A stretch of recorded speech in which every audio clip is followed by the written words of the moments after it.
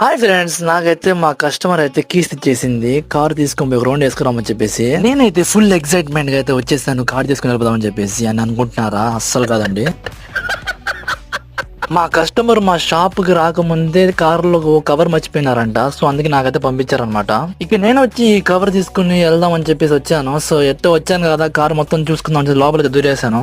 ఇక లోపల చూసుకుంటే చాలా నీట్ గా ఉంది కార్ మాత్రం. నేనైతే మా కస్టమర్ ని పర్మిషన్ తీసుకుని ఈ వీడియో తీసుకున్నాను. సో నాకైతే చాలా హ్యాపీ అనమాట. సో పర్మిషన్ అడగగానే ఇచ్చారనమాట. సో చూసుకున్నారా లోపల అంతా ఎంత నీట్ గా ఉందో. ఇంకా స్టీరింగ్ లెఫ్ట్ సైడ్ కాబట్టి ఇక్కడ అంతే గమనిస్తే కింద చూసారా, కాల్ పెట్టే చోట అయితే వీళ్ళు కవర్లు అన్ని వేస్తున్నారనమాట.